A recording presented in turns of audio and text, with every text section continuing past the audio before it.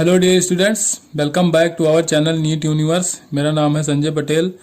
और जैसा कि आपको पता है कि हम लोग एनटीए मॉक टेस्ट पेपर में फिजिक्स सॉल्व कर रहे हैं। ठीक है, तो आज हमारा पेपर नंबर 21 है। तो बिना एक मिनट भी बर्बाद किए हम लोग शुरू करते हैं। यहाँ पे पहला क्वेश्चन आपका है। यहाँ पे आपसे पावर पूछा गया है, एंगुलर वेलोसिटी दी गई है और टॉर्क दिया गया है। ठीक है, तो पावर इजकल टू होता है, अगर लीनियर मोशन में देखते हैं तो एफ इंटू वी होता है। ठीक है, लेकिन अब यहाँ पे है तो एफ की जगह हम लोग लिखेंगे टॉर्क और डॉट यहाँ पे लिखेंगे एंगुलर वेलोसिटी। ठीक है, बस दोनों का डॉट प्रोडक्ट निकालना, यहीं से देख लो। 2 × 1 हो जाएगा 2, प्लस 3 × 2 हो जाएगा 6, प्लस 4 × 3 हो जाएगा 12, ये हो जाएगा 20 वाट। ठीक है, नेक्स्ट क्वेश्चन है। आपको यहाँ पे मास दिया गया है 5 kg, पोटेंशियल एनर्जी दिया गया है -7x प्लस 24y जूल। ठीक है, आपसे पूछा गया कि वेलोसिटी कितनी होगी इसकी टी इजकल टू 2 सेकंड पे। ठीक है, तो फोर्स पहले निकालो, फोर्स से हमको एक्सेलरेशन पता चलेगा और वहीं से आपको वेलोसिटी पता चल जाएगी। ठीक है, तो फोर्स क्या होता है minus of D you by D X. तो एफ एक्स निकालोगे तो minus of D you by D X, minus आप D you by D X करोगे, माइनस बाहर लगाओ, यहाँ D you by D X करोगे आ जाएगा -7। यहाँ पे एक्स नहीं है तो ये पूरा टर्म कांस्टेंट हो जाएगा, तो इसका हो जाएगा 0। तो ये इसका मतलब आ जाएगा ये +7। ठीक है, एफ वाई ऐसे निकालोगे तो यहाँ से आ जाएगा minus D you by D Y. तो minus D you by D Y यहाँ पे करोगे तो ये टर्म हो जाएगा 0, क्योंकि यहाँ पे वाई नहीं है तो ये कांस्टेंट हो जाएगा, 0 हो जाएगा। यहाँ पे हो जाएगा 24, लेकिन माइनस है तो -24 आ जाएगा। ठीक है, ये एफ वाई आ गया। एफ नेट निकालना है आपको। ठीक है, एफ नेट चाहिए तो क्या करोगे, F1 का स्क्वायर प्लस F2 का स्क्वायर, या F का स्क्वायर प्लस Fi का स्क्वायर। ये करोगे 7 का स्क्वायर करोगे 49 आ जाएगा, प्लस 24 का स्क्वायर करोगे यहाँ पे 576 आ जाएगा। ठीक है, 576 ये टोटल ऐड करोगे आ जाएगा 625। ये होता है स्क्वायर 25 का, तो ये कितना हो जाएगा फोर्स 25 न्यूटन। अब यहाँ से एक्सेलरेशन आपको निकालना है तो F/m करोगे 25 आ गया आपका फोर्स। ए करोगे, ए दिया है सॉरी मास दिया है 5 kg, तो 5 kg डिवाइड करोगे, एक्सेलरेशन आपका आ जाएगा यहाँ पे 5 मीटर पर सेकंड स्क्वायर। ठीक है, अब आपको निकालना है velocity. Velocity v equal to u plus a into t. V आपको निकालना है, इनिशियल वेलोसिटी 0 थी, ए इंटू टी कर दो। ए की वैल्यू आपने निकाला 5, टी की वैल्यू आपसे पूछा गया था 2 सेकंड पे, तो 2 करोगे आ जाएगा 10 मीटर पर सेकंड। ठीक है, सिंपल सा कैलकुलेशन था बस इसमें। बस ये आप ये पोटेंशियल एनर्जी वाला बहुत बार क्वेश्चन आ चुका है, जितने पेपर हमने कराया हर पेपर में क्वेश्चन आया, तो इसको आप लोग एकदम अच्छे से क्लियर कर लीजिए। यहाँ पे फोर्स निकालना होता है अगर पोटेंशियल एनर्जी दी होती है। ठीक है, माइनस आप D you by D X करोगे। ठीक है, अगर वाई भी दिया है तो माइनस आप D you by D y भी कर लो। अगर जेड भी दिया होता है यहाँ पे तो माइनस आप D you by D Z भी कर लेते हैं हम लोग। फिर तीनों डायरेक्शन में जो भी फोर्स होता है उसका रिजल्टेंट फोर्स निकाल के वहां से एक्सेलरेशन निकालते, फिर उससे वेलोसिटी निकल के आती है। ठीक है, तो इसको बहुत अच्छे से क्लियर करना है आपको। चलिए मूव करते हैं नेक्स्ट क्वेश्चन पे। नेक्स्ट क्वेश्चन नंबर 3 है। यहाँ पे एक क्यूब दिया गया है जिसकी साइड लेंथ की वैल्यू a है। ठीक है, मास इसका m है तो mg यहाँ नीचे लगेगा। यहाँ पे एक फोर्स लगाया जा रहा है 2a/3 हाइट पे। ठीक है, 2a/3 हाइट पे एक फोर्स लगाया जा रहा है। यहाँ पे मैक्सिमम फ्रिक्शन है, मतलब कि उतना फ्रिक्शन है यहाँ पे कि इसको स्लाइडिंग से रोका जा सके। मिनिमम फ्रिक्शन उतना है यहाँ पे कि इसको स्लाइडिंग से रोका जा सके। तो अब देखिए यहाँ पे फोर्स पूछा गया आपसे कि ये बिल्कुल पलटने के लिए तैयार हो जाए। ठीक है, टॉपलिंग के लिए एकदम स्टार्टिंग पॉइंट पे आ जाए तो फोर्स कितना होना चाहिए। ठीक है, तो यहाँ पे हमको क्या करना है, टॉर्क बैलेंस करना है। तो इस पॉइंट के अबाउट इसको पलटना है या टॉपलिंग करना है, इस पॉइंट के अबाउट, तो यहीं पे हम लोग इसका टॉर्क बैलेंस करेंगे। तो टॉर्क क्या होता है, टॉर्क इक्वल टू होता है आर क्रॉस एफ। तो अब यहाँ पे देखो mg नीचे की तरफ लग रहा है तो ये कितनी डिस्टेंस होगी a/2। तो जो इधर का टॉर्क होगा, अब देखिए ये फोर्स इसको क्लॉकवाइज टॉर्क लगा रहा है, लेकिन जो mg होगा एंटी क्लॉकवाइज लगाएगा। mg इसको रोकना चाहेगा। ठीक है, mg जो इसका वेट है इसको पलटने से रोकना चाहेगा। ठीक है, तो ये होगा mg, मतलब ये फोर्स लग गया नीचे, और r कितना हो जाएगा a/2 इजकल टू हो जाएगा। ये फोर्स कितनी डिस्टेंस पे लग रहा है 2a/3 इंटू एफ। बस सॉल्व करो, आपका आंसर आ जाएगा। ठीक है, यहाँ जब इसको सॉल्व करोगे तो निकल के आ जाएगा 3/4 mg। एफ की वैल्यू आ जाएगा 3/4। ये 3 उधर चला जाएगा, 2 नीचे आएगा, 3/4 आ जाएगा और mg भी रहेगा। ठीक है, और ये यहाँ पे कैंसिल आउट हो जाएगा, तो एफ की वैल्यू निकल के आ जाएगी 3/4 mg।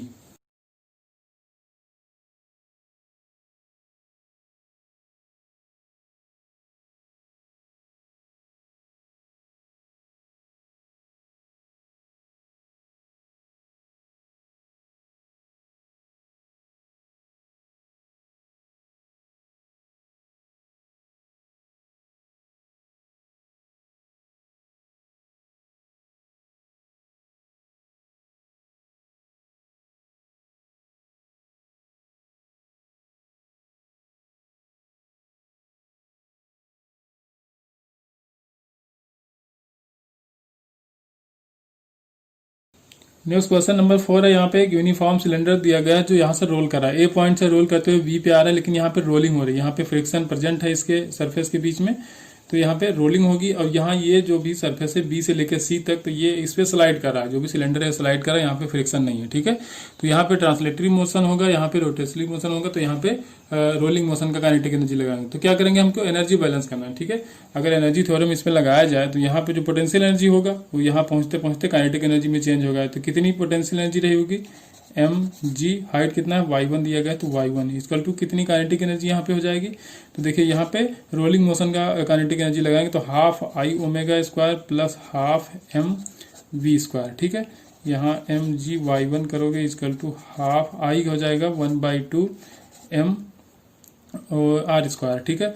अब आर सिलेंडर का दिया हुआ है, ठीक है, आर स्क्वायर हो जाएगा। अब ओमेगा, ओमेगा इक्वल टू होता है वी बाई आर, तो ओमेगा स्क्वायर की जगह V square upon R square करोगे plus half M we square, R square cancel हो जाएगा, तो ये हो जाएगा 1/4 एम वी स्क्वायर, ये हो जाएगा half M we square, total जोड़ोगे तो ये हो जाएगा 3/4 एम वी स्क्वायर, ठीक है। ये आ गई काइनेटिक एनर्जी। यहाँ से y1 की वैल्यू निकालना चाहो तो आप m और m कैंसिल आउट हो जाएगा, तो y1 आ जाएगा 3v स्क्वायर अपान 4g, तो y1 की वैल्यू आ जाएगी 3v स्क्वायर अपान 4g, ठीक है। ये निकल के आया y1।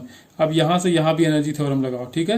ये बी पॉइंट से लेके सी पॉइंट जब इस वाले सरफेस पे जा रहा है तो यहाँ भी लगाओ, तो यहाँ काइनेटिक एनर्जी कितनी होगी, स्लाइडिंग मोशन यहाँ से हो रहा है, तो half m b square equal to m ji h. अब ये पूछा है कितनी हाइट तक जाएगा, यही हाइट आपसे पूछा है, तो एच कर दो यहाँ पे, एम और एम कैंसिल आउट हो जाएगा, एच की वैल्यू क्या आ जाएगी g/2 वी स्क्वायर, ठीक है।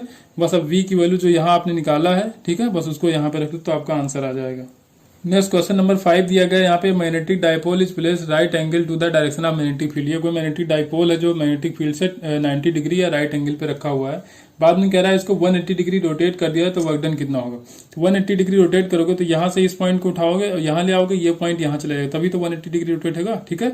यहाँ लेके आओगे तो 90 डिग्री होगा, फिर से यहाँ अगर ये पॉइंट यहाँ आ जाए, ये वाला पॉइंट यहाँ चला जाए, तो कितना 180 डिग्री रोटेट हो जाएगा। तो 180 डिग्री रोटेशन में फिर से वही 90 डिग्री पे पहुंच जाएगा, 90 डिग्री पे पहले भी था, और जब ये पॉइंट वहां जाएगा, ये आ जाएगा, तो मैग्नेटिक फील्ड से फिर से 90 डिग्री पे ही आएगा। तो θ1 भी 90 डिग्री था, θ2 भी 90 डिग्री होगा, तो W equal to m B cos theta 90 minus cos theta 90, तो हो जाएगा 0। तो वर्क डन कितना हो जाएगा यहाँ पे 0। मतलब कि अगर 90 डिग्री पे फिर से आप 90 डिग्री पे लेके जा रहे हैं तो फिर से क्या होगा, वर्क डन 0 हो जाएगा। क्वेश्चन नंबर 6 है, प्रोजेक्टाइल का क्वेश्चन है। 20 मीटर पर सेकेंड से किसी पार्टिकल को थ्रो किया जा रहा है 60 डिग्री एंगल पे, ठीक है, एंगल हॉरिजॉन्टल से लेंगे। तो कह रहा है कि कितने टाइम बाद जो वेलोसिटी होगी वो 45 डिग्री हो जाएगी हॉरिजॉन्टल से, ठीक है, हॉरिजॉन्टल से 45 डिग्री पे हो जाएगी। तो मान लो कि वेलोसिटी ये पार्टिकल यहाँ पहुंचा, इसकी वेलोसिटी v है और ये हो गया 45 डिग्री हॉरिजॉन्टल से, तो फिर से इसके कंपोनेंट कर लेंगे, तो ये आ जाएगा v cos 45, ये हो जाएगा v sin 45, और यहाँ पे u cos 60 और ये u sin 60। तो आपको पता है कि प्रोजेक्टाइल मोशन में जो हॉरिजॉन्टल कंपोनेंट होता है वेलोसिटी का, वो ओवरऑल चेंज नहीं होता है, ठीक है। तो पहले उसको इक्वल कर लेते हैं हम लोग।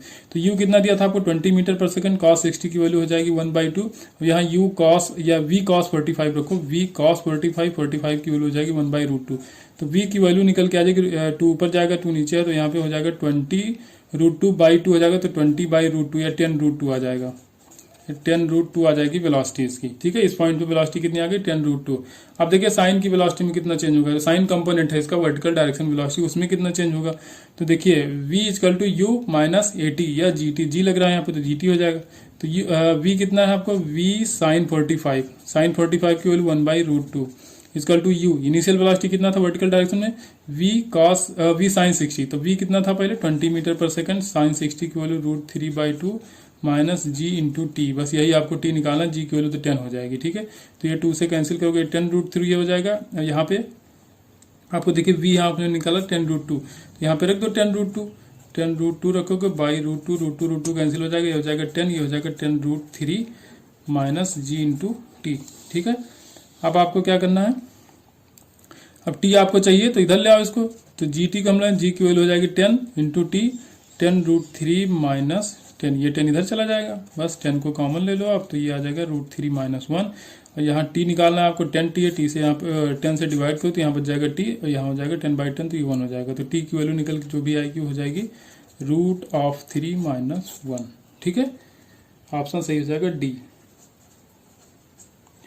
क्वेश्चन नंबर 7 है यहाँ पे, a sample of large number of nuclei, the probability that nucleus sample will decay after 4 half life। 4 half life के बाद इसकी प्रोबेबिलिटी बताना है डीके होने की, ठीक है, डीके होने की प्रोबेबिलिटी आपको बताना है 4 हाफ लाइफ के बाद। तो देखिए फार्मूला होता है n equal to n naught 1/2 की पावर t/t हाफ, ठीक है, t/t हाफ। तो ये नंबर ऑफ हाफ लाइफ निकलता है, तो ये नंबर ऑफ हाफ लाइफ आपको दिया है 4 यहाँ पे। तो n/n0 अगर करोगे तो ये हो जाएगा 1/2 की पावर 4 एंड ये हो जाएगा 1/16। तो ये तो हो जाएगा प्रोबेबिलिटी ऑफ रिमेनिंग जो अनडीके। अनडीके कितना बचेगा, अनडीके ही n तो होता है, ये इनिशियल अमाउंट होता है और ये रिमेनिंग होता है। तो इसका जो रिमेनिंग है अपन टोटल करोगे तो ये क्या हो जाएगा अनडिकेट। तो डिकेट कितना होगा तो 1 माइनस कर दो इसको, 1 माइनस 1/16 करोगे तो यहाँ हो जाएगा 15/16। तो ये आ जाएगा प्रोबेबिलिटी ऑफ अनडिके, ठीक है, डिकेट की, सॉरी अनडिकेट तो ये है, रिमेनिंग वाला ये पोर्शन होता है ना। तो रिमेनिंग क्या होगा अनडिकेट वाला होता है, अनडिकेट आया 1/16, तो डिकेट क्या होगा 1 माइनस कर दो तो डिकेट निकल के आ जाएगा 15/16। नेक्स्ट क्वेश्चन नंबर 8 आपको दिया, यहाँ पे दो फ्रीक्वेंसी दी गई है n1 और n2। यहाँ पे n1 n2 से ज्यादा है, कह रहा है कि maximum value of kinetic energy of photo electron emit in 2 cases in the ratio of 1:k। जो मैक्सिमम काइनेटिक एनर्जी का रेशियो है दोनों फ्रीक्वेंसी जब दी जाती है, k1/k2 की वैल्यू है 1/k, ठीक है। तो आपको थ्रेशोल्ड फ्रीक्वेंसी बतानी। तो देखिए k मैक्स का जो फार्मूला होता है वो होता है यहाँ पे E माइनस फाइव नॉट, ठीक है। फाइव नॉट को आप एच न्यू नॉट भी कर सकते हो, ठीक है, ये भी लिख सकते हो। तो k की वैल्यू अब कुछ ना रखो, ठीक है, इसको k1 सीधे रखो। E क्या हो जाएगा h n1 रखो, ठीक है, क्योंकि फ्रीक्वेंसी पहले कितनी दी है n1 दी है, माइनस फाइव नॉट है तो ये कर दो h न्यू नॉट, क्योंकि ये न्यू नॉट निकालना है आपको, या n नॉट भी रख दो तो कोई दिक्कत नहीं। यहाँ पे n फ्रीक्वेंसी को माना गया है तो यहाँ भी n रख सकते हो, लेकिन n नॉट रखना क्योंकि ये थ्रेशोल्ड है। अपॉन k2 रखोगे तो ये हो जाएगा n2, ये h है, ठीक है, माइनस h न्यू नॉट, ठीक है। अब इसको क्या करना, अब इसको डिवाइड कर दो क्योंकि k1/k2 की वैल्यू आपको दी गई, ठीक है। तो h यहाँ से कॉमन हो जाएगा, h जब कॉमन लोगे तो यहाँ से भी बाहर आएगा, इससे भी बाहर आएगा, तो कैंसिल आउट हो जाएंगे ऊपर नीचे। यहाँ बचेगा k1/k2 की वैल्यू हो जाएगी 1/k, ऊपर की साइड बचेगा n1 माइनस न्यू नॉट और नीचे की साइड बचेगा n2 माइनस न्यू नॉट, ठीक है। इसको इस तरफ ले आओ, n2 minus nu naught equal to हो जाएगा k n1 minus k nu naught. Nu naught आपको निकालना है तो एक तरफ रख लो सारी वैल्यूज न्यू वाली, तो यहाँ न्यू नॉट पहले से, इसको ले आओ तो हो जाएगा प्लस क्यू न्यू नॉट, तो न्यू नॉट आपका कॉमन हो जाएगा, यहाँ पे हो जाएगा plus k plus 1 equal to हो जाएगा k n1 माइनस n2। ये n2 इस तरफ ले आएंगे, बस यहाँ से न्यू नॉट की वैल्यू निकल के आ जाएगी, k n1 minus n2, n1 होगा अपॉन ये क्या बचा k प्लस 1 बचा, ठीक है, k प्लस 1। सिंपल सा बस इसमें फार्मूला लगाना था। काइनेटिक एनर्जी का फार्मूला सबको पता होता है, फोटो इलेक्ट्रिक इफेक्ट में सबने पढ़ा होगा, k equal to E minus five naught होता है। मूव करते हैं क्वेश्चन नंबर 9 पे। क्वेश्चन नंबर 9 यहाँ पे कंपाउंड माइक्रोस्कोप का क्वेश्चन है। तो focal length of to lenses is 1.5 centimetre and 6.25 centimetre. Object place किया गया 2 सेंटीमीटर पे ऑब्जेक्ट प्लेस किया गया ऑब्जेक्टिव लेंस से। इमेज बन रही है जो 25 सेंटीमीटर बन रही है फ्रॉम आई लेंस से, ठीक है। आई लेंस ये वाला होगा, ऑब्जेक्टिव लेंस ये होगा, इससे 2 सेंटीमीटर की दूरी पे ऑब्जेक्ट रखा हुआ है। आपसे पूछा गया कि इन दोनों लेंस के बीच की डिस्टेंस क्या होगी, ठीक है। तो अब देखिए यहाँ से ये वाला जो लेंस ऑब्जेक्टिव लेंस जो इमेज बनाएगा वो वाली इमेज इसके लिए ऑब्जेक्ट का काम करेगी, ठीक है। तो इसके ऑब्जेक्ट की पोजीशन निकाल लिया जाए और इसके इमेज की पोजीशन निकाल लिया जाए। इसके ऑब्जेक्ट की पोजीशन दी है, इसके इमेज की पोजीशन दी है, तो निकाल सकते हैं ना 1/b minus 1/u equal to 1/f से आप निकाल सकते हो, ठीक है। तो फार्मूला सिर्फ लगाना है, इसमें आपका आंसर आराम से आ जाएगा। मैग्निफिकेशन से भी कर सकते हैं। लास्ट टाइम जब मैंने same question as it is, ये रिपीटेड क्वेश्चन है, मैं इसको अब किसी पेपर में कराऊँ, ये एग्जैक्ट याद नहीं पेपर नंबर, लेकिन ये करा चुका हूँ। तो उस टाइम मैंने मैग्निफिकेशन से कराया था, आज मैं फार्मूले से कराता हूँ। 1/v equal to 1/b minus 1/u करोगे तो माइनस 1/u, देखिए रे इधर से आ रही है, आपको यहाँ से जाना, पॉइंट ऑफ एक्शन से मेजरमेंट लेते हैं तो ये -2 होगा, ठीक है। तो -2 इक्वल टू 1/f, f की वैल्यू 1.5 दिया है, ठीक है। v की वैल्यू यहाँ से निकालोगे आ जाएगा 6 सेंटीमीटर, तो ये आ जाएगा आपका 6 सेंटीमीटर यहाँ से लेकर यहाँ तक, ये हो गया 6 सेंटीमीटर। अब निकालना ऑब्जेक्टिव पोजीशन, तो फिर से वही फार्मूला लगाओ 1/v, v दिया आपको 25 सेंटीमीटर, ठीक है। यही 25 सेंटीमीटर आई लेंस बनना है, तो इसको -25 माइनस ऑफ यू का बारे में आपको कुछ पता नहीं तो उसका साइन जैसे वैसे रहने देते हैं। 1/f करोगे, f की वैल्यू 1.65, यहाँ से जब u निकालोगे तो आ जाएगा आपका 5 सेंटीमीटर, ठीक है। बस कैलकुलेशन है यहाँ पे, 5 सेंटीमीटर आ गया, तो ये आ गया आपका 5 सेंटीमीटर। ये 5 सेंटीमीटर, ये 6 सेंटीमीटर, टोटल कितना हो जाएगा 11 सेंटीमीटर। बस इससे निकाल सकते। यहाँ मैग्निफिकेशन से अगर निकालते तो यहाँ मैग्नीफाई आप करते तो मैग्निफिकेशन तुरंत पता जाता है इमेज कहाँ बननी है। यहाँ भी मैग्निफिकेशन निकाले तो इमेज की पोजीशन पता थी तो ऑब्जेक्ट की पोजीशन पता हो जाती, ठीक है। क्योंकि मैग्निफिकेशन क्या होता है, distance of image upon distance of object, ठीक है, या length of image upon length of object. तो ऐसे भी निकाल सकते हो, कोई दिक्कत नहीं, लेकिन ये फार्मूले से लास्ट टाइम जो मैंने बताया था तो वहां पे मैग्निफिकेशन से बताया था। नेक्स्ट क्वेश्चन नंबर 10 है। यहाँ पे कहा कि कोई लाइट रे है रिफ्लेक्ट हो रही है from one medium to another medium, तो वेवलेंथ इसकी चेंज हो रहा है 6000 angstrom to 4000 angstrom. Critical angle for any ray, आपको क्रिटिकल एंगल बताना है यहाँ पे, ठीक है। तो न्यू निकाल लेते हैं हम लोग, ठीक है। अगर न्यू हमको पता चल जाता है रिफ्रैक्टिव इंडेक्स, तो रिफ्रैक्टिव इंडेक्स क्या होता है, अगर लैम्डा 2 देखा है तो 4000 है, lambda 2 equal to lambda 1 upon mu. जब रिफ्रैक्टिव इंडेक्स बढ़ता है तो वेवलेंथ क्या होता है, कम हो जाता है। तो यहाँ से म्यू आप निकाल सकते हो, ये हो जाएगा 6/4000, तो ये हो जाएगा 3/2, यहाँ आ गया म्यू। अब देखिए आपको साइन थीटा निकालना, तो साइन थीटा इक्वल टू होता है 1/म्यू, ठीक है। 1/म्यू करोगे 3/2 करोगे, 2 चला जाएगा ऊपर, थीटा इक्वल टू हो जाएगा साइन इनवर्स 2/।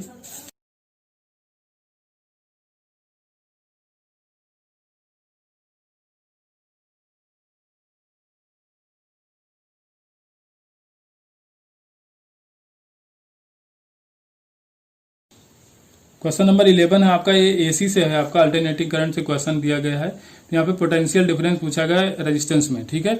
यहाँ पे आपको इंडक्शन का इंडक्टिव दिया गया है 8.1 मिली हेनरी, कैपेसिटेंस दिया गया आपका 4.5 माइक्रोफैरेड, रेजिस्टेंस दिया गया है 10 ओम।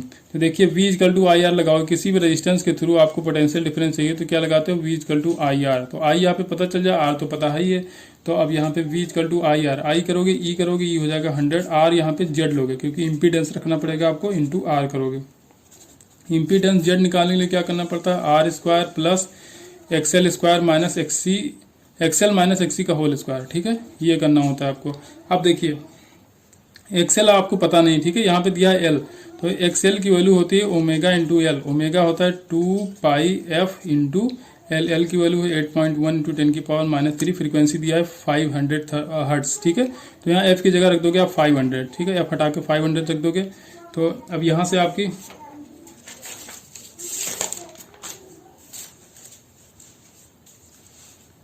तो यहाँ से आपका एक्सएल जो निकल के आ जाएगा वो आ जाएगा 25.4 ओम। ऐसे आप करोगे एक्सई निकालोगे, ठीक है, एक्सई निकालोगे तो ये होता है 1/ओमेगा सी, इसकी वैल्यू निकालोगे तो ये भी आ जाता है 25.4 ओम, ठीक है। तो एक्सएल एक्सी सेम आ गया, तो एक्सएल माइनस एक्सी सेम है तो हो जाएगा 0, तो जेड की वैल्यू सीधे आर के बराबर आ जाएगी।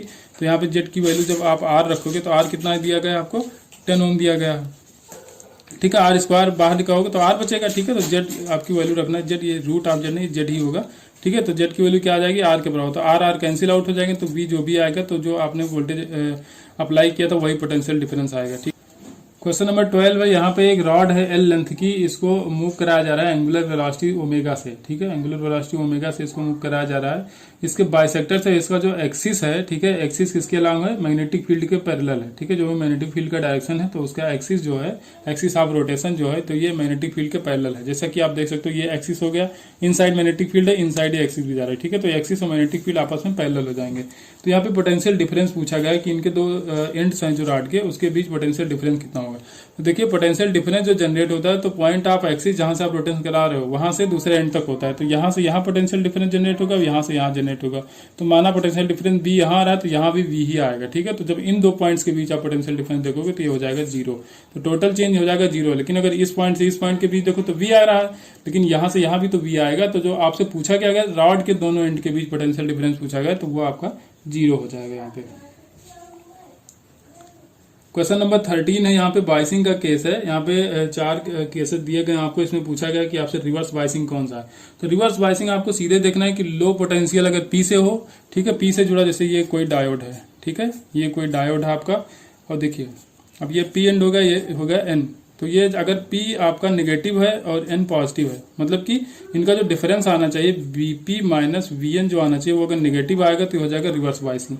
तो क्वेश्चन जो पहला ऑप्शन दिया गया है आपका, तो उसमें देखोगे तो P दिया गया यहाँ पे 10 वोल्ट, ठीक है, और जो आपका N दिया गया वो है 5 वोल्ट। तो यहाँ पे पॉजिटिव आ जाएगा तो ये हो जाएगा फॉरवर्ड बाइसिंग, ठीक है। अगर B ऑप्शन आप देखोगे तो P साइड दिया गया है -10 वोल्ट और N साइड दिया गया है 0, ठीक है। तो यहाँ पे ये क्या हो जाएगा, ये हो जाएगा रिवर्स बाइसिंग, क्योंकि पीछे का -10 है और आगे का 0 है, तो -10 0 से कम होता है, इसका मतलब P आपका नेगेटिव है विद रेफरेंस टू N, तो ये हो जाएगा रिवर्स बाइसिंग। क्वेश्चन नंबर 14 की बात किया जाए तो यहाँ पे एक फिगर दिया गया है, ठीक है, इसमें 4 बैटरीज लगाई गई हैं 5 वोल्ट की, ठीक है। इसमें पी पॉइंट पे आपको पूछा गया है मैग्नेटिक फील्ड क्या होगा, ठीक है। ये थोड़ा सा पलट के डायग्राम मैंने बना दिया, आपकी डायग्राम थोड़ा उल्टा बनाओ तो मैंने सीधा बना दिया।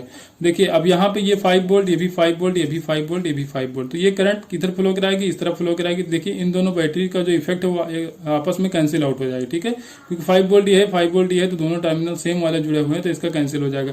ऐसी ये बैटरी है, ये करंट इस तरफ फ्लो कराएगी तो ये करंट इस तरफ फ्लो कराएगी, तो दोनों का करंट आपस में कैंसिल आउट हो जाएगा, ठीक है। तो ये इसमें जब टोटल करंट ही नहीं होगी, तो जब करंट नहीं होगी तो मैग्नेटिक फील्ड यहाँ पे जीरो हो जाएगा, ठीक है। तो इफेक्टिव जो करंट आएगी इसमें हो जाएगा जीरो। तो जब करंट ही जीरो तो मैं फिर मैग्नेटिक फील्ड की तो सवाल ही नहीं उठता, ठीक है। तो यहाँ पे जीरो हो जाएगा। क्वेश्चन नंबर 15 है, यहाँ पे 2 लॉन्ग पैरेलल वायर दिए गए हैं, 30 सेंटीमीटर पे रखे गए हैं आपस में, ठीक है। पैरेलल हैं दोनों, एक में करंट 10 एम्पियर फ्लो कर रही है, दूसरे में 15 एम्पियर फ्लो कर रही है, ठीक है। सेम डायरेक्शन में करंट है। तो यहाँ पे फोर्स बताना है 5 मीटर लेंथ पे कितना फोर्स लगेगा, ठीक है। तो अब देखिए फोर्स ऑफ अट्रैक्शन होगा कि फोर्स ऑफ रिपल्सन होगा। तो देखिए जब सेम डायरेक्शन में करंट फ्लो करती है तो फोर्स ऑफ अट्रैक्शन होता है यहाँ पे। तो फोर्स का जो फार्मूला होता है वो होता है mu naught I1 I2 upon 2 pi R into L. ये कैसे है formula, F equal to I L into v, ठीक है। आई हो जाएगा, माना कि I2 इसमें करंट फ्लो कर रही थी, हो जाएगा I2, एल ये हो जाएगी पूरा लेंथ, जिस 5 मीटर में पूछा गया तो एल रख दोगे, यहाँ पे वी रखोगे, वी इस वायर की वजह से यहाँ पे जो मैग्नेटिक फील्ड होगा वो रखना है, ठीक है। तो ये होता है mu naught I1 upon 2 pi R, R होगा ये डिस्टेंस। तो यहीं से फार्मूला निकल के आया, सीधे वैल्यू रखो, म्यू नॉट की वैल्यू 4 पाई इंटू 10 की पावर माइनस 7 होता है, I1 की वैल्यू 10 है, I2 की वैल्यू 30 है, एल की वैल्यू 5 मीटर दिया गया आपको, ठीक है, अपॉन 2 पाई आर की वैल्यू यहाँ पे 30 सेंटीमीटर दिया गया, तो 0.3 रख लो, ठीक है। जो कैंसिल हो रहा है कैंसिल करो, 2 से 4 को कैंसिल करोगे 2 आ जाएगा, ठीक है। 0.3 हटाओगे तो यहाँ हो जाएगा 0, ये हो जाएगा 100, ठीक है। 1 2 3 3 0 हट जाएगा, 10 की पावर माइनस 4 बचेगा, और यहाँ 5 है, ये 2 है, ठीक है। तो टोटल आ जाएगा यहाँ पे 5 इंटू 10 की power minus 4 Newton attraction force, ठीक है। कितना आएगा, 10 की पावर 4, -4 है, ठीक है, ये -4 है। क्वेश्चन नंबर 16 दिया गया, इसमें रेजिस्टेंस दिया गया मूविंग कॉइल गैल्वेनोमीटर का 20 ओम, ठीक है। गैल्वेनोमीटर का रेजिस्टेंस कितना है, 20 ओम है। इसमें करंट फ्लो कर रही है 0.01 एम्पियर, तो इसमें फुल स्केल डिफ्लेक्शन आ रहा है, ठीक है। तो इस गैल्वेनोमीटर को आपको कन्वर्ट करना है वोल्टमीटर में।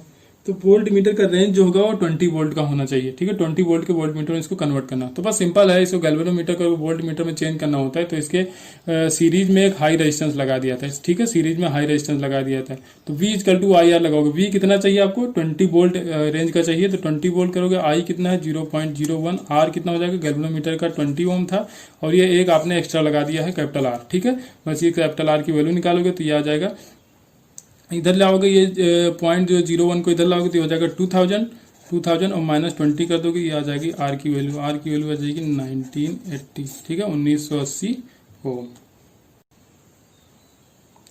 नेक्स्ट क्वेश्चन नंबर 17 है, जो क्वेश्चन आपके स्क्रीन पे दिख रहा है। Consider situation shown in the figure, the wire AB is slide on the fix rail with constant velocity V। If the wire AB is replaced by the semi circular wire, the magnitude of the induced current will be. देखिए induce current का जो भी magnitude होगा तो induce EMF के अपान और resistance के बराबर होगा, ठीक है। इंड्यूस ईएमएफ जो होगा उसको रेजिस्टेंस से डिवाइड करोगे तो उसके बराबर होगा इंड्यूस करंट। लेकिन इंड्यूस करंट जो भी होती है, इंड्यूस ईएमएफ की बात की जाए तो वो जो इफेक्टिव लेंथ होता है उससे डिसाइड होती है, ठीक है। तो इफेक्टिव लेंथ वो सेमी सर्कुलर होगा, तब भी इफेक्टिव लेंथ उसके 2r के बराबर होगा। जैसे ये रेल है, ठीक है, तो अब इसको सीधे एक वायर रख दो या ऐसे रख दो, ठीक है। ऐसे अगर सेमी सर्कुलर लूप लग दोगे तब भी ये देखिए इफेक्टिव लेंथ इसका उतना ही आएगा जितना पहले था, तो इसमें कोई चेंज नहीं आएगा, रिमेन सेम ही रहेगा। तो जब इंड्यूस ईएमएफ सेम रहेगा तो इंड्यूस करंट भी सेम ही रहेगा, तो इसमें क्या हो जाएगा, रिमेन द सेम।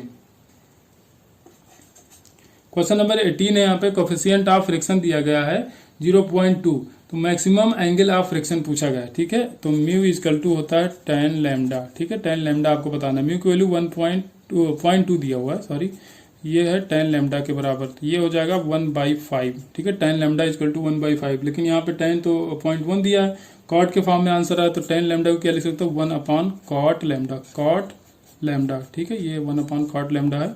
तो कॉट लैम्डा की वैल्यू आ जाएगी 5, या लैम्डा की वैल्यू देखा जाए तो कितना आ जाएगी, कॉट इनवर्स 5, ठीक है, ये हो जाएगा cot inverse 5। Next question number 19 है, यहाँ पे थर्मल कंडक्टिविटी का रेशियो आपको दिया गया है, ठीक है। 2 रॉड हैं जिनका क्रॉस सेक्शनल एरिया सेम है, उनकी लेंथ का रेशियो बताया गया है। कंडक्टिविटी का रेशियो है इसमें 5:4, और रेजिस्टेंस इनका कहा है कि दोनों का सेम है। ठीक है, तो थर्मल रेजिस्टेंस की बात की जाए तो R इक्वल टू होता है L/K इंटू ए। ठीक है, तो K1 रख दो, L1 रख दो, ए आपसे कहा गया क्रॉस सेक्शनल एरिया सेम है। ठीक है, तो R1/R2 आप पहले देखो, पहले R1 देख लो, तो R1 इक्वल टू क्या हो जाएगा L1 K1 A, R2 क्या हो जाएगा L2 K2 A। तो R1 R2 आपसे कहा गया सेम है। ठीक है, थर्मल रेजिस्टेंस सेम है तो दोनों को इक्वल कर दो, तो L1/K1A इक्वल टू हो जाएगा L2/K2A। ठीक है, रेजिस्टेंस मैंने दोनों का सेम कर दिया। जब इक्वल है दोनों को बराबर कर सकते हो, तो जो कैंसिल है उसको कैंसिल करो, ए और ए कैंसिल हो जाएगा। L1/L2 का रेशियो आपसे पूछा गया है, L1/L2 तो हो जाएगा K1/K2 के बराबर, K1 इधर चला जाएगा, अपान K2 हो जाएगा, K1 K2 का रेशियो दिया 5:4। ऑप्शन डी यहाँ पे करेक्ट हो जाएगा 5:4। जो लेंथ का रेशियो आएगा तो जो कंडक्टिविटी का रेशियो था वही लेंथ का रेशियो आ जाएगा आपका K1/5/4 या K/K2। क्वेश्चन नंबर 20 है, यहाँ पे एक डाइलेक्ट्रिक स्लैब को इंसर्ट किया जा रहा है कैपेसिटर की प्लेट के बीच में। वो कैपेसिटर क्या है, आइसोलेटेड है, क्वेश्चन में दिया गया है।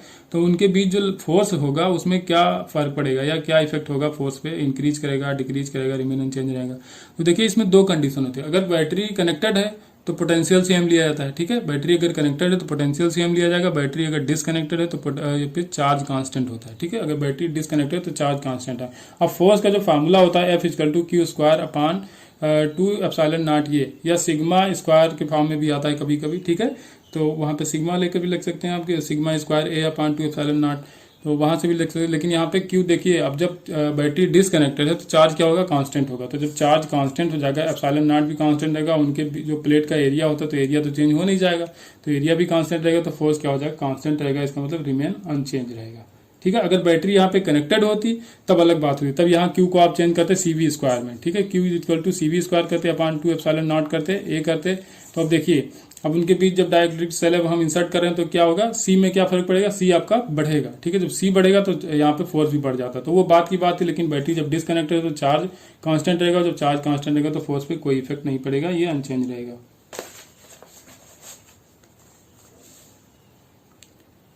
क्वेश्चन नंबर 21 जो है, तो ये इसमें केवल और केवल कैलकुलेशन है, ये लेंदी क्वेश्चन है। ठीक है, टाइम टेकिंग है थोड़ा सा, बस इसमें और कुछ है नहीं। इसमें कहा गया है कि दो कैपेसिटर्स हैं C1 C2, तो इनका जो पैरेलल में कनेक्शन होता है तब जो इफेक्टिव कैपेसिटेंस आता है वो बराबर होता है किसके, 25/6 इंटू सीरीज में जो कनेक्शन होता है उसके इफेक्टिव कैपेसिटेंस के बराबर। तो सीरीज में अगर दो कैपेसिटर कनेक्ट होते हैं तो उनका इफेक्टिव कैपेसिटेंस आता है C1 C2 अपान C1 + C2।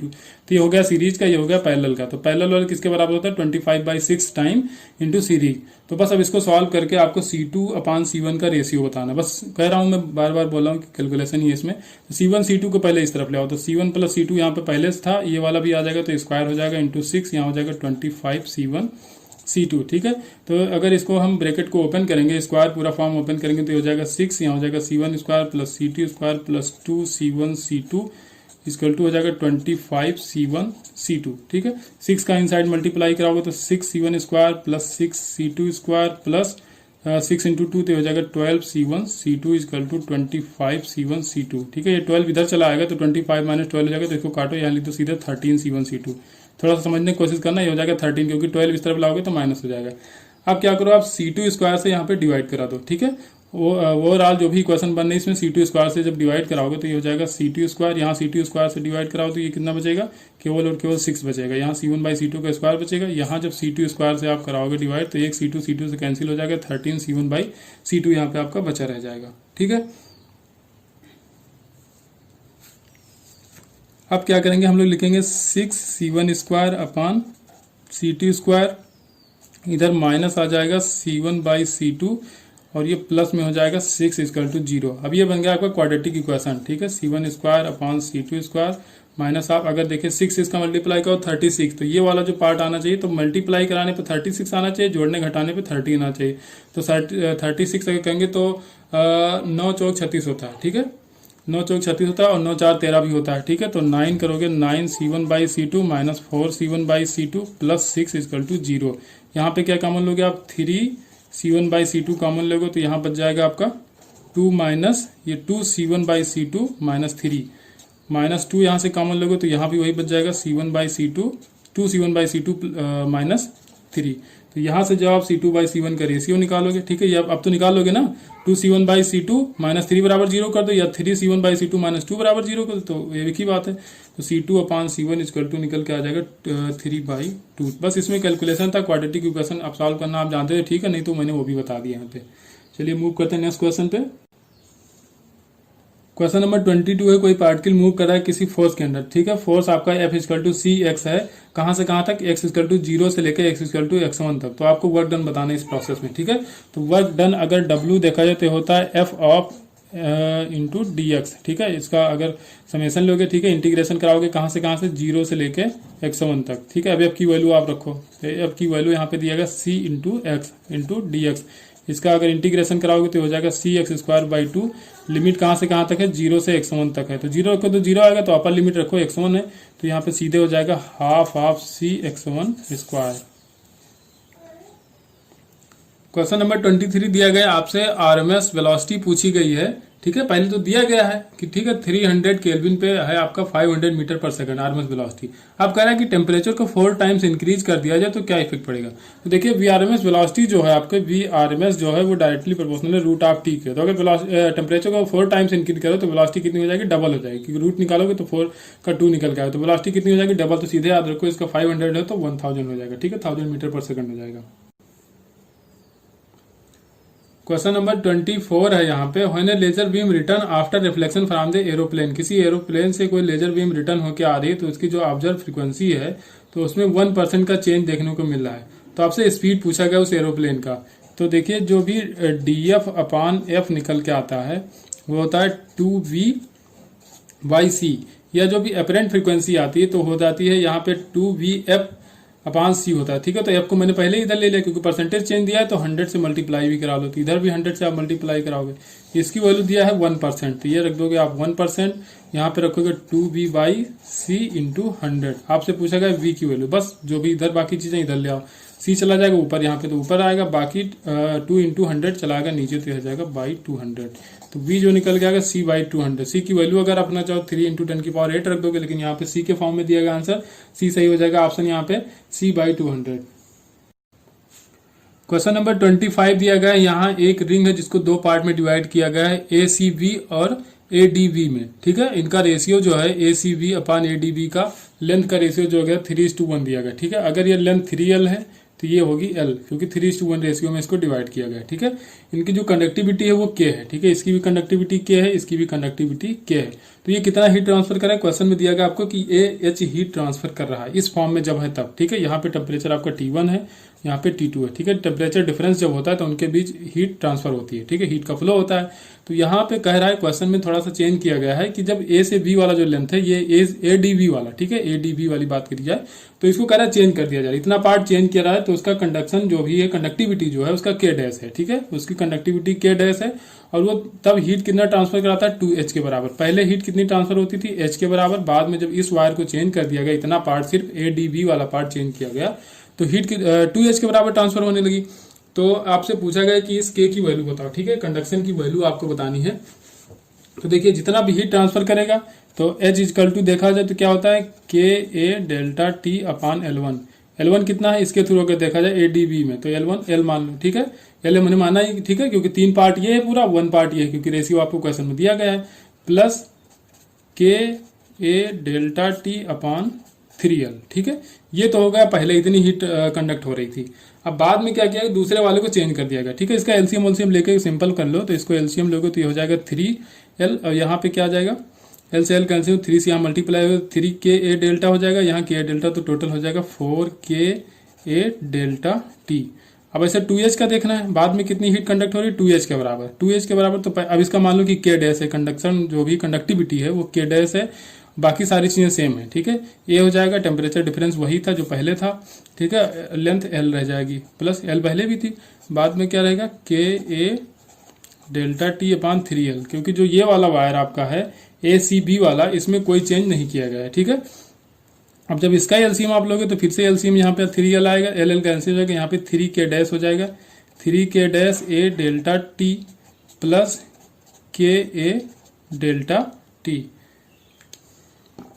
ठीक है। अब क्या करेंगे, अभी दोनों को डिवाइड कर दो, ठीक है। h/2h को डिवाइड करोगे तो यहाँ जाएगा 1/2, बाकी इधर को जब डिवाइड करोगे इसको और इसको जब डिवाइड करोगे ऊपर नीचे लिख के, तो यहाँ पे l 3l और 3l कैंसिल आउट हो जाएगा। इसमें कॉमन लोगे तो a डेल्टा t कॉमन होगा, a डेल्टा t, यहाँ पे भी a डेल्टा t, तो a डेल्टा t कॉमन लेके हम काट दे रहे हैं, ठीक है। तो यहाँ पे कट जाएगा, तो यहाँ बचेगा h/2h, तो 1/2 बचा रह जाएगा। यहाँ पे क्या क्या बचेगा, यहाँ पे आपका बचेगा a डेल्टा t तो कैंसिल होगा, ऊपर बचेगा केवल 4k, और यहाँ पे क्या बच रहा है k प्लस के, ठीक है। k प्लस यहाँ पे देखो ये बचेगा, ठीक है, 3k डैश प्लस के, ये 3k डैश बचा ना, यहाँ पे a और डेल्टा t कॉमन होगा, यहाँ से a डेल्टा t कॉमन होगा तो यहाँ क्या बचेगा 3k डैश, तो यहाँ पे k बचेगा, तो बचेगा टोटल हो जाएगा 3k डैश प्लस के। बस इसको आप सॉल्व करो तो यहाँ से जो k डैश आपका निकल के आएगा वो आएगा आपका 7/3k, ठीक है, 7/3k। सिंपल है, इसको अगर कैलकुलेशन करोगे तो यहाँ इधर लाओगे तो क्या हो जाएगा 3k डैश प्लस के, ये 2 इधर जाएगा तो 8k हो जाएगा, यहाँ पे 3k डैश प्लस के इधर जाएगा तो 8k माइनस के तो हो जाएगा 7k, और यहाँ से 3k dash equal to 7k तो k dash equal to 7/3k, ठीक है। तो ये सिंपल कैलकुलेशन, इसमें कोई दिक्कत नहीं है और ये आराम से हो जाएगा। नेक्स्ट क्वेश्चन नंबर 26 है, यहाँ पे कह रहा है कि period of oscillation of a simple pendulum of length L suspended from a roof of the vehicle which move without friction down an inclined plane of inclination alpha is given by. Alpha inclination, यहाँ पे कोई vehicle है, कोई भी truck bus गाड़ी कुछ भी हो सकती है, ये यहाँ पे इस ढलान पे उतर रही है, तो इसमें जो भी ये एक बॉब लटका हुआ है यहाँ पे, ठीक है, कोई पेंडुलम है, तो उसका लेंथ L है, तो यहाँ पे आपको बताना है इसका टाइम पीरियड क्या होगा, ठीक है। तो टाइम पीरियड T होता है 2π L/g इफेक्टिव, ठीक है। जी इफेक्टिव यहाँ पे निकालोगे तो इसका वेट किधर लगेगा, mg नीचे की तरफ लगेगा, ठीक है। तो इसके कंपोनेंट करोगे mg cos अल्फा इधर हो जाएगा, इधर हो जाएगा mg sin अल्फा, ठीक है। तो जो भी जी इफेक्टिव निकल के आ जाएगा वो जाएगा g cos अल्फा, ठीक है। तो g cos अल्फा जब जी इफेक्टिव हो जाएगा तो हो जाएगा 2π L/g cos अल्फा, ठीक है। ये हो जाएगा ऑप्शन यहाँ पे पहला आपका सही हो जाएगा 2π √L/g cos अल्फा, ठीक है। L में तो कोई फर्क पड़ेगा नहीं, ठीक है, लेंथ उसकी थोड़ा चेंज हो जाएगी, जो भी चेंज होगा वो G में चेंज होगा क्योंकि ढलान पे उतर रहा है, ठीक है। तो G में जो चेंज हो रहा है तो इफेक्टिव G आ रहा है आपका g cos अल्फा, बस वही रख देना था, आपका L/g इफेक्टिव होता है।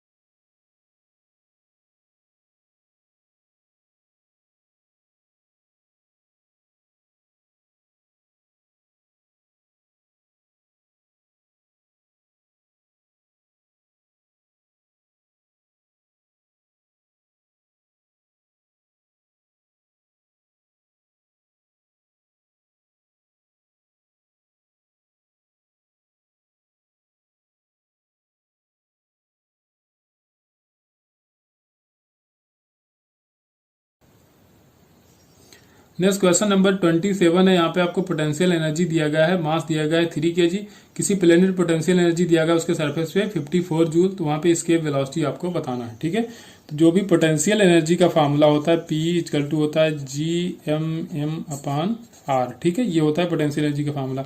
अगर एस्केप वेलोसिटी के फार्मूले की बात की जाए तो V = होता है, या VE अगर एस्केप वेलोसिटी आप अर्थ बोला जाए तो 2Gme/re होता है, ठीक है। तो m/r कर दोगे तो v नहीं रहेगा, v हो जाएगा सिर्फ, ठीक है, vp, तो उस प्लेनेट का मास और रेडियस रखोगे तो इसका मतलब यहाँ पे रूट होना चाहिए और ये r होना चाहिए, यहाँ पे 2 भी मल्टीप्लाई हो तो 2 ऊपर से और नीचे मल्टीप्लाई करा दोगे तो ये जो आ जाएगा आपका तो v² के बराबर आ जाएगा, इसको स्क्वायर करो तो रूट हट जाएगा, तो ये क्या हो जाएगा v² के बराबर आ जाएगा। पोटेंशियल एनर्जी आपको दिया गया 54 जूल और यहाँ पे हो जाएगा 1/2, ये क्या हो गया v², तो v² ऐसे रहने दो क्योंकि इसको आपको निकालना है, और यहाँ पे मास दिया गया 3, ठीक है।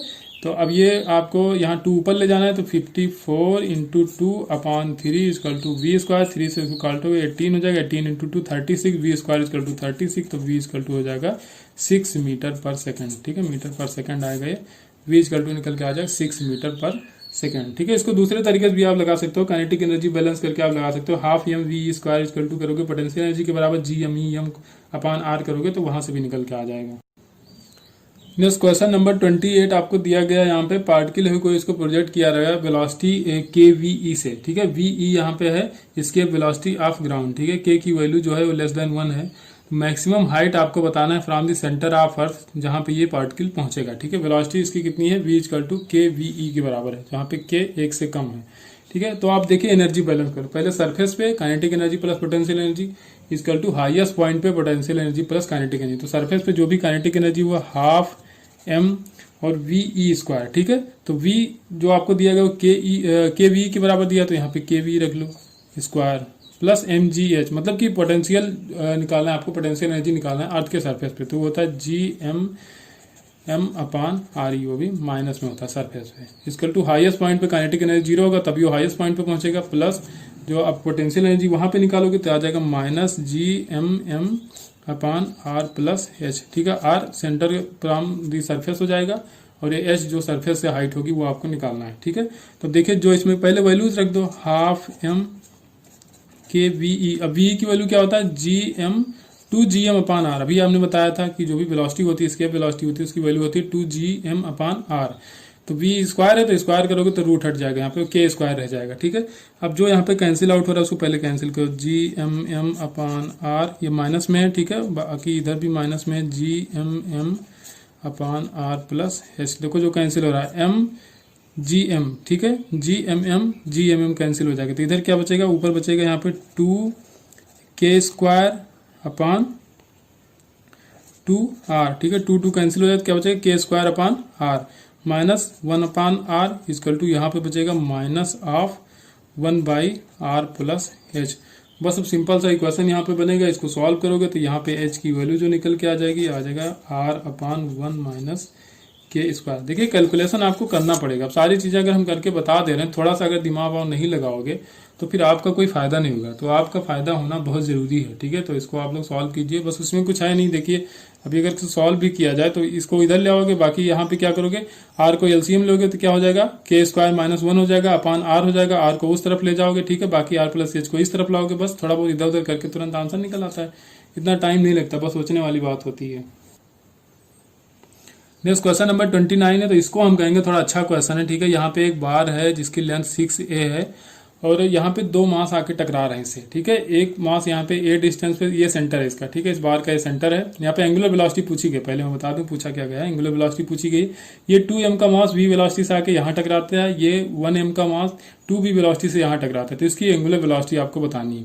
तो एंगुलर वेलोसिटी देखिए, अब हम क्या करेंगे, इसका टार्क बैलेंस कर लेंगे, ठीक है, या आपसे बात किया तो एंगुलर मोमेंटम इसका बैलेंस करो, तुरंत पता चल जाएगा, ठीक है। एंगुलर मोमेंटम आपको बैलेंस करना है, तो देखिए एंगुलर मोमेंटम इसका, देखिए ये किधर घुमाना चाहेगा, यहाँ पे टकराएगा, फिर इसके साथ स्टिक हो जा रहा है, ये भी क्वेश्चन में कहा गया है कि आके टकराएगा और फिर स्टिक हो जाएगा यहीं पे, तो इसको ऐसे घुमाना चाहेगा, ये मास इसको ऐसे घुमाना चाहेगा, ठीक है। तो दोनों एक दूसरे का सपोर्ट कर रहे हैं, ठीक है। तो इनका हो जाएगा एम बी आर होता है ना, एंगुलर मोमेंटम क्या होता है, एम बी आर के बराबर होता है। तो एम यहाँ पे पहले का देखा जाए तो 2m, v यहाँ पे v है, r कितना हो जाएगा, a डिस्टेंस पे है, तो ये हो जाएगा एम वी आर प्लस, अब इसका देखा जाए तो m यहाँ पे m ही है, v कितना है 2v के बराबर है और r कितना है 2a के बराबर है, तो ये हो जाएगा M V R plus M V R. अब यहाँ पे एंगुलर मोमेंटम इसका क्या होगा, आई ओमेगा। अब आई देखो किसी रॉड का क्या होता है 1/12 ml स्क्वायर, 1/12 m दिया है यहाँ पे 8m और l स्क्वायर, l कितना रखोगे 6a रखोगे तो 6a का स्क्वायर करोगे, और प्लस देखिए अब इसका भी तो मोमेंट ऑफ इनर्शिया रखोगे, क्योंकि ये जो मास है यहाँ पे स्टिक हो जा रहा है, तो एम आर स्क्वायर यहाँ भी लगाओगे, तो एम यहाँ पे 2m है, आर स्क्वायर लेंथ कितनी है a है, तो a स्क्वायर प्लस, अब इसके लिए भी वही करोगे M R square, M R कितना है 2a है, तो 2a का स्क्वायर करोगे तो 4a स्क्वायर यहाँ पे हो जाएगा, ठीक है। अब सारी वैल्यू आपने रख ली, तो m तो कैंसिल आउट हो जाएगा, m कॉमन ले लो सब जगह, ठीक है, m कॉमन लेगो तो m यहाँ पे कैंसिल आउट हो जाएगा, तो यहाँ पे 2va यहाँ पे 4va, तो 2va और 4va हो जाएगा 6va के बराबर। इधर क्या बचेगा, ये स्क्वायर करोगे इसका तो 6 का स्क्वायर 36 इंटू 12/12 हो जाएगा, ठीक है, ये हो जाएगा 36 इंटू 8 हो जाएगा, ठीक है, 36a स्क्वायर इंटू 8 अपान 12 प्लस यहाँ पे क्या बचेगा 2a स्क्वायर बचेगा, यहाँ पे 4a, तो टोटल 6a स्क्वायर हो जाएगा, ठीक है, 6a स्क्वायर लिख दो। 12 से 36 को काटोगे आ जाएगा 3 को 8 से मल्टीप्लाई कराओगे कितना आ जाएगा 24a स्क्वायर और प्लस ये 6a स्क्वायर, तो कितना 30a स्क्वायर हो जाएगा, ठीक है, 30a square 6va equal to 30a square, ठीक है, a से a स्क्वायर कैंसिल आउट हो जाएगा। आपको बताना क्या है यहाँ पे, एंगुलर वेलोसिटी बतानी, ठीक है। तो ये तो हुआ था आई, ठीक है, सॉरी यहाँ तो थोड़ा सा छूट गया, यहाँ पे ये हुआ था आई, इतना पोर्शन तो आई हुआ ना, मोमेंट ऑफ इनर्शिया इस बार का हुआ, प्लस दो ये जो मास थे उनका आई इंटू ओमेगा भी तो करोगे, तो यहाँ पे आई कितना आया था, ये पूरा आया था, यहाँ पे करोगे ओमेगा, तो 36 ओमेगा आएगा, तो ओमेगा इजकल टू लिखोगे तो आ जाएगा 6v/30a, ठीक है। अब 6 से इसको काटोगे आ जाएगा 5 टाइम्स, हो जाएगा v/5a, तो ओमेगा की वैल्यू कितनी आ गई v/5a, थोड़ी सी यहाँ पे मिस्टेक हुई, जो हमने ओमेगा छोड़ दिया था। यहाँ पे जो भी एंगुलर मोमेंटम होगा आई ओमेगा के बराबर होता है ना, तो आई तो हमने लिख दिया था पूरा, लेकिन ओमेगा छूट गया था। ठीक है, तो ओमेगा ही निकालना था, वही छूट गया था। तो ये सिली मिस्टेक्स होती रहती हैं, तो ये ध्यान देना आपको, आपके साथ भी हो सकता है, मेरे साथ भी होता था जब मैं एग्जाम दिया था, और हर बार होता है, टेस्ट देते तब भी होता था, एग्जाम में भी हुआ, और मेन एग्जाम में भी हुआ, वहाँ भी कुछ नंबर कम ही रह गए, थोड़ा और अच्छा कर सकते थे हम। चलिए मूव करते हैं क्वेश्चन नंबर 30 पे। क्वेश्चन नंबर 30 यहाँ पे, when induce EMF is in inductor coil is 50% of its maximum value, then the stored energy in the inductor coil is given by. ठीक है, यहाँ पे आपको बताना है कि एनर्जी कितना स्टोर्ड होगी इस इंडक्टर में। तो पहले ही कह दिया कि 50% है अपने मैक्सिमम का। तो देखिए जो भी इसका ड्रॉप हो रहा है, पोटेंशियल ड्रॉप कितना आना चाहिए, 2 वोल्ट के बराबर। तो इस रेजिस्टेंस के थ्रू कितना आएगा, 2 वोल्ट आएगा। तो यहाँ पे 2 वोल्ट आएगा, तो 50% यहाँ पे ड्रॉप हो रहा है, तो इसका मतलब 50% यहाँ पे भी होगा। तो जो भी V है तो ये V/2 हो जाएगा, तो यहाँ पे 1 वोल्ट हो जाएगा। तो देखिए इंडक्टर में जो एनर्जी स्टोर होती है होता है E = ½ Li²। ठीक है, हाफ तो ऐसे रहेगा, एल की वैल्यू भी 5 मिली हेनरी रख दो, 5 × 10⁻³ इंटू I²। आई क्या रखोगे, V/R रखोगे, और क्या रखोगे, तो V कितना है यहाँ पे 1 वोल्ट दिया गया है। ठीक है, V 1 वोल्ट पहले ही बता दिया गया कि V यहाँ पे 1 ही रखना है, और अपान R कितना रखोगे। ठीक है, R यहाँ पे रखोगे, ये वाला रेजिस्टेंस कितना है, 1 ओम का है। ठीक है, तो R रखोगे 1 ओम। इस जो भी करंट यहाँ पे फ्लो करेगी कितनी फ्लो करेगी, 1 ओम फ्लो करेगी। तो यहाँ पे रखोगे आप 1 का स्क्वायर। ठीक है, अभी भी 1 है, तो 1/1 जब करोगे तो ये 1 ही आ जाएगा, कोई दिक्कत नहीं। यहाँ पे आ जाएगा 2.5 10⁻³ तो 2.5 मिली वोल्ट आ जाएगा। ठीक है, मिली जूल आएगा, सॉरी एनर्जी निकालना है तो मिली जूल आएगा। क्वेश्चन नंबर 31 यहाँ पे मैग्नेटिक फ्लक्स दिया गया 5 = 5t - 60 + 9, the ratio of EMF at t = 0 second to t = 0.5 second. तो यहाँ पे जो 5 की वैल्यू दी गई, इसमें कुछ मिसप्रिंट है, इसलिए आंसर निकल के नहीं आ रहा है। आप लोग भी ट्राई करना, अगर आ जाए तो मुझे बताना। ठीक है, मूव करें क्वेश्चन नंबर 32 पे। क्वेश्चन नंबर 32 दिया गया, specific resistance of a wire is depend on. ठीक है, स्पेसिफिक रेजिस्टेंस केवल मटेरियल पे डिपेंड करता है, उसके लेंथ पे, उसके क्रॉस सेक्शनल एरिया पे डिपेंड नहीं करता है। ठीक है, तो मटेरियल पे डिपेंड करेगा, ऑप्शन डी सही हो जाएगा। क्वेश्चन नंबर 33 आपसे पूछा गया है कि जो इलेक्ट्रोस्टैटिक पोटेंशियल होता है किसी क्यूब के कॉर्नर पे, उसके सेंटर पे, उसका रेशियो क्या होता है। तो देखिए जो भी कंडक्टिंग क्यूब होगा, जो भी कंडक्टर होगा, तो वो इक्विपोटेंशियल सरफेस होता है। कोई भी कंडक्टर होता है तो क्या होता है, इक्विपोटेंशियल सरफेस होता है। तो वहां पे किसी भी पॉइंट पे आप देखोगे तो जो भी इलेक्ट्रिक पोटेंशियल होगा वो सेम होगा, आप कॉर्नर पे देखो या फिर सेंटर पे देखो। ठीक है, तो रेशियो क्या आ जाएगा, 1:1 आ जाएगा। ये भी ओरल क्वेश्चन हो गया। क्वेश्चन नंबर 34 है, यहाँ पे पूछा गया तो work done by the all forces, external force and internal force of the system. देखिए कोई भी वर्क डन होता है तो टोटल वर्क डन होता है वो काइनेटिक एनर्जी में चेंज के बराबर होता है। ठीक है, तो चेंज इन काइनेटिक एनर्जी के बराबर हो जाएगा, ऑप्शन बी सही हो जाएगा। ठीक, क्वेश्चन नंबर 35 फिर से वही पोटेंशियल एनर्जी वाला क्वेश्चन आ गया। ठीक है, ये बहुत बार पूछा गया, मैं बार बार कहता हूँ ये क्वेश्चन बहुत बार आया। Potential energy of the body of mass m is इतना दिया, u = ax + by the magnitude of the acceleration. Acceleration पूछा गया तो पहले आप फोर्स निकालो। फोर्स होता है -du/dx। ठीक है, तो -du/dx करोगे तो x डायरेक्शन में फोर्स निकलेगा, तो इसका क्या हो जाएगा, -a हो जाएगा। v और y कांस्टेंट है, v हो जाएगा 0, तो fx निकल के आएगा -a। Fy होगा -du/dy करोगे, फिर ax 0 हो जाएगा, या क्या बचेगा -v। ठीक है, तो F नेट अगर निकालने जाओगे तो हो जाएगा √a² + v²। अगर एक्सेलरेशन आपको चाहिए तो F नेट की वैल्यू रखो a² + v² अपान m। ठीक है, तो ये निकल के आएगा आपका एक्सेलरेशन। नेक्स्ट क्वेश्चन नंबर 36 है, यहाँ पे कोई बॉल है 1 kg मास का, मूव कर रहा है 0.4 मीटर पर सेकंड से, कोलाइड करा अनदर स्टेशनरी बॉल से। ठीक है, after the collision first ball move with the velocity 0.3 metre पर second in the direction making angle 90 degree. ठीक है, जिस डायरेक्शन में मूव कर रहा था उससे 90 डिग्री पर मूव करेगा, किस वेलोसिटी से, 0.3 मीटर पर सेकंड से। ठीक है, तो आपसे दूसरे बॉडी के बारे में पूछा गया, दूसरा मास है जिससे कोलिजन हो रहा था, जो स्टेशनरी था, तो उसकी वेलोसिटी कितनी होगी ये आपको बताना है। यहाँ पे उसको मोमेंटम बताना है। ठीक है, वेलोसिटी नहीं बतानी, सॉरी, मोमेंटम बताना है। तो क्या था, इनिशियल मोमेंटम बराबर फाइनल मोमेंटम, क्योंकि जो भी कोलिजन होता है उसमें क्या होता है, मोमेंटम कंजर्व होता है। लीनियर मोमेंटम कंजर्व करोगे तो m1 u1 लगाओगे, तो m कितना है 1 kg, u1 कितना है 0.4 i डायरेक्शन में। ठीक है, प्लस दूसरे का 0 हो जाएगा क्योंकि स्टेशनरी है, = फिर से m1 v1 करोगे, m1 फिर से 1 kg, v1 कितना है 0.3, और ये जे डायरेक्शन में पहले ही कह दिया कि जिस डायरेक्शन में जा रहा था उससे 90 डिग्री पर मूव करा, तो हम मान रहे हैं कि एक्स में जा रहा था तो इसको आई ले लिया, तो बाद में एक्स से 90 डिग्री मूव करेगा तो वाई में जाने लगा तो इसको जे ले लेंगे। ठीक है, और प्लस पी, ये क्या हो जाएगा P2, जो दूसरा वाला मास है उसका जो भी मोमेंटम होगा उसका P2 हम मान ले रहे हैं, यही आपको निकालना है। तो P2 इक्वल टू हो जाएगा यहाँ पे हो जाएगा 0.4I माइनस 0.3J, ठीक है, यही आ जाएगा आपका P2।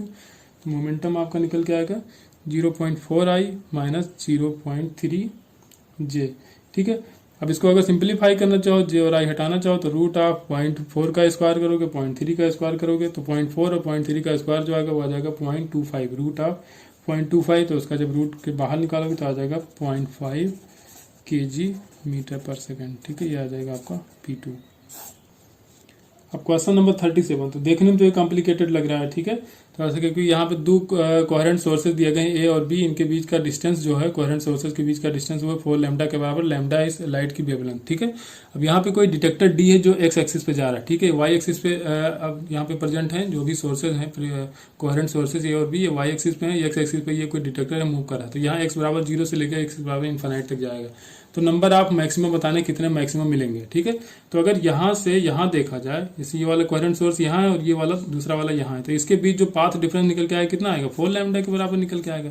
तो पाथ डिफरेंस जब 4 लैम्डा के बराबर आ जाएगा तो जो भी मैक्सिमम निकल के आएगा 5वां नंबर का आएगा, ठीक है, 5th नंबर का। जब आपका जो पाथ डिफरेंस आता है 4 लैम्डा के बराबर, तो जो भी मैक्सिमम होगा वो 5th नंबर का मैक्सिमम निकल के आएगा, ठीक है। तो 0 पे क्या हो गया, 5th नंबर का मैक्सिमम हो गया।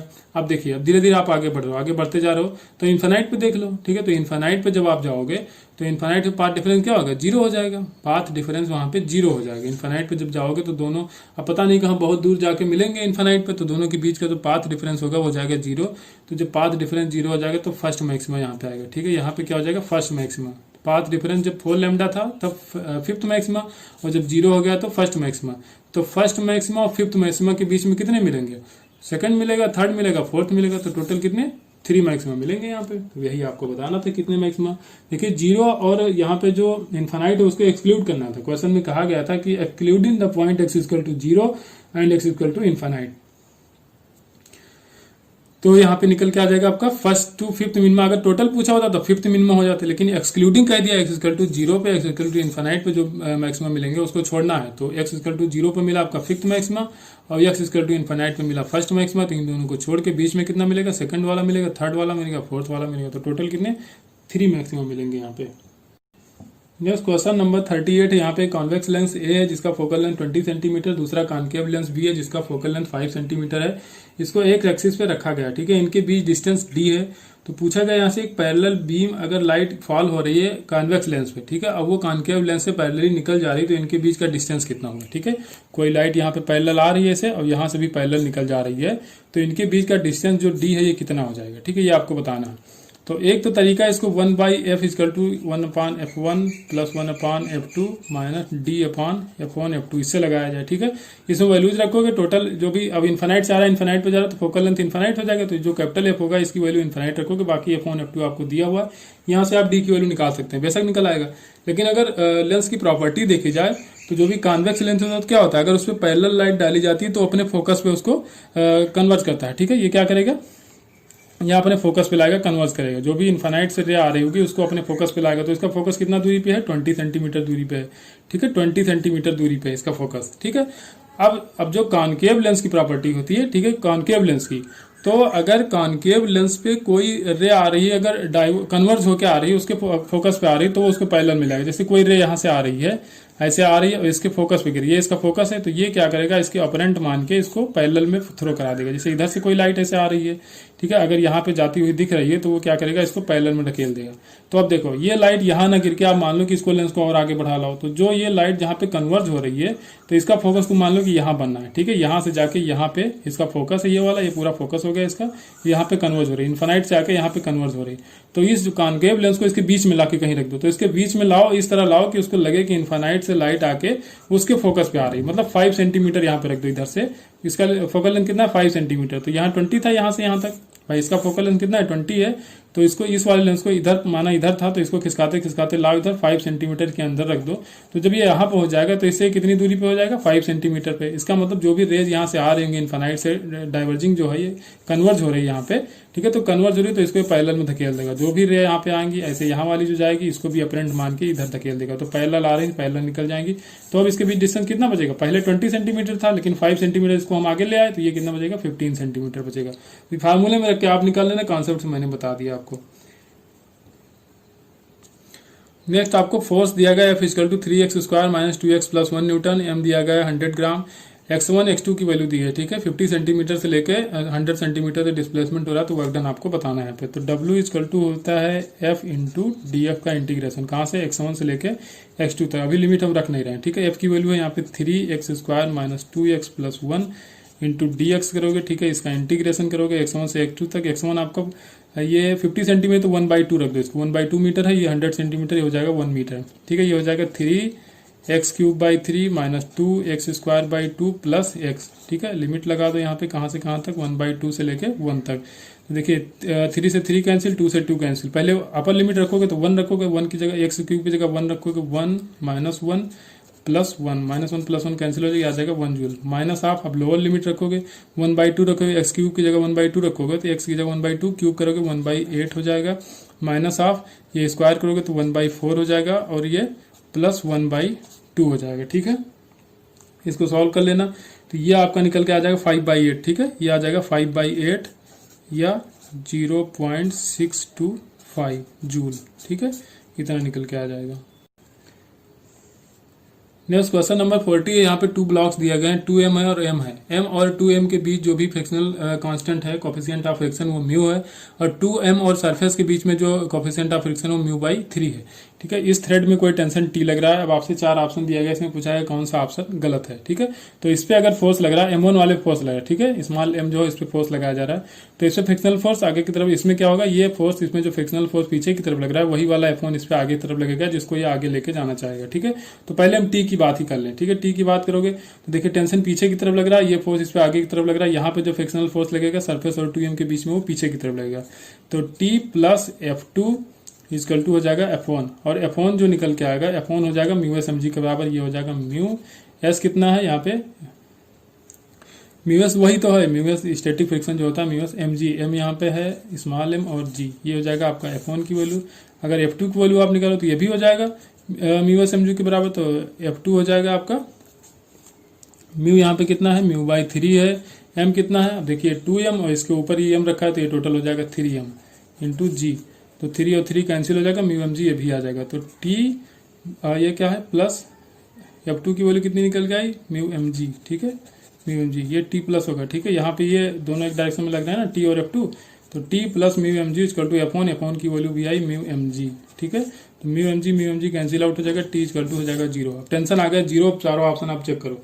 तो सिर्फ और सिर्फ एक ही ऑप्शन है जिसमें t की वैल्यू दिया है μ mg/3, तो ये ऑप्शन गलत हो जाएगा। t की वैल्यू बाकी 3 में तो 0 रखा है, ठीक है। तो आपको ऑप्शन ही तो निकालना है, ठीक है। तो t ऑप्शन यहाँ पे जो 3 ऑप्शन है, थर्ड वाला है, μ mg/3 दिया है t, लेकिन t आपको आना चाहिए 0, ये ऑप्शन गलत हो जाएगा।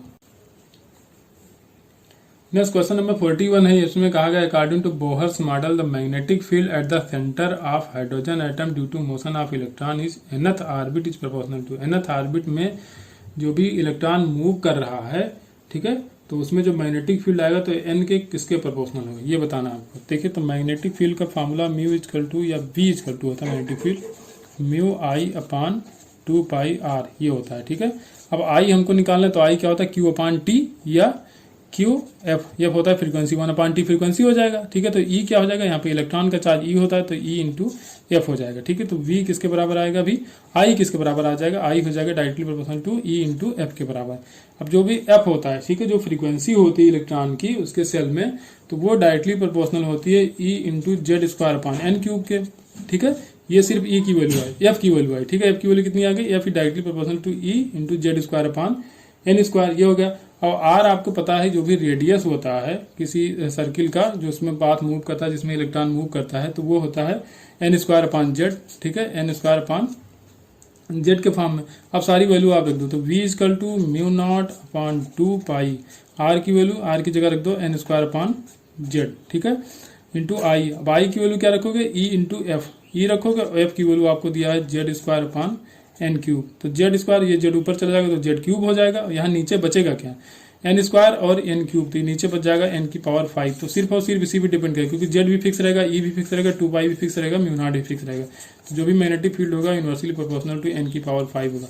अब ये तो निकालने वाली बात होगी, मैं कहूंगा इसको आप याद कर लो। ये पूछा जाएगा तो एच इट आएगा और आप एन की पावर 5 ही लगा के आना, ठीक है। ये पूछा जा चुका है, ये पूछा जा सकता है और ये बहुत कंफ्यूज करता है। मोस्टली स्टूडेंट इसमें एन की स्क्वायर लगा के आते हैं, ठीक है, लेकिन ये एन की पावर 5 होता है, तो इसको आप याद कर लीजिए। ऐसे ही याद रखिए, निकालने की कोई जरूरत ही नहीं है। क्वेश्चन नंबर 42 है, the half life of A radioactive substance 50 days, the substance will disintegrate completely in. तो जो भी रेडियो एक्टिव मटेरियल होता है फर्स्ट ऑर्डर काइनेटिक्स को फॉलो करता है। तो फर्स्ट ऑर्डर काइनेटिक रिएक्शन जो होती है वो इनफाइनाइट टाइम्स पे जाके कंप्लीट होती है। तो जब रिएक्शन कंप्लीट होगी तभी कंप्लीटली डिसइंटीग्रेट होगा कोई सबस्टेंस, ठीक है। तो इनफाइनाइट टाइम पे जब वो कंप्लीट होती है तो यहाँ पे इनफाइनाइट टाइम लगेगा डिसइंटीग्रेट होने में कंप्लीटली, ठीक है। कितना टाइम लगेगा, इनफाइनाइट टाइम लगेगा। इसमें कोई कैलकुलेशन नहीं, आप सीधे लगा के आओगे, इनफाइनाइट टाइम लगेगा। फर्स्ट ऑर्डर काइनेटिक को कंप्लीट होने में इनफाइनाइट टाइम लगता ही है। क्वेश्चन नंबर 43 है, यहाँ पे मोजले का रिलेशन की इक्वेशन का ग्राफ पूछा गया, ठीक है। तो इक्वेशन जो होती है वो होती है root of nu equal to आपको होता है ए जेड माइनस वी, ठीक है। तो ए को इनसाइड अगर मल्टीप्लाई कराओगे तो ये हो जाएगा ए जेड माइनस ए बी, ये हो जाएगा रूट ऑफ न्यू। तो इसमें ग्राफ बनाना है तो Y equal to M X plus C से आप इसको जब कंपेयर कराओगे तो इसमें जो स्लोप आएगा तो स्लोप ए है जो कि पॉजिटिव है, तो यहाँ पे एक्यूट एंगल बनेगा, एक्यूट एंगल बनेगा और ये ग्राफ बन के आ जाएगा ऐसे। तो ये हो जाएगा वाई एक्सिस पे आपका फ्रीक्वेंसी आ जाएगी और एक्स एक्सिस पे जो आ जाएगा वो हो जाएगा जेड, ठीक है। तो जो भी फ्रीक्वेंसी होगी वो वाई एक्सिस पे हो जाएगी और जेड जो होगा वो आ जाएगा आपका एक्स एक्सिस पे। यहाँ पे ऑप्शन आपका पहला करेक्ट हो जाएगा। क्वेश्चन नंबर 44 दिया गया, यहाँ पे टेलीस्कोप क्वेश्चन है। यहाँ पे टेलीस्कोप का जो फोकल लेंथ ऑब्जेक्टिव का है वो है एफ नॉट की वैल्यू है यहाँ पे 60 सेंटीमीटर और जो आई पीस है एफ ई उसका है 5 सेंटीमीटर फोकल लेंथ, ठीक है। और आपको यहाँ पे कहा गया है if the object subtend an angle of 2 degree at the objective lens the angular with of the image. Angular with आपको बतानी है इमेज की। तो जो मैग्निफिकेशन का फॉर्मूला होता है वो होता है आपका बीटा बाई अल्फा या फिर F not upon F E, ठीक है।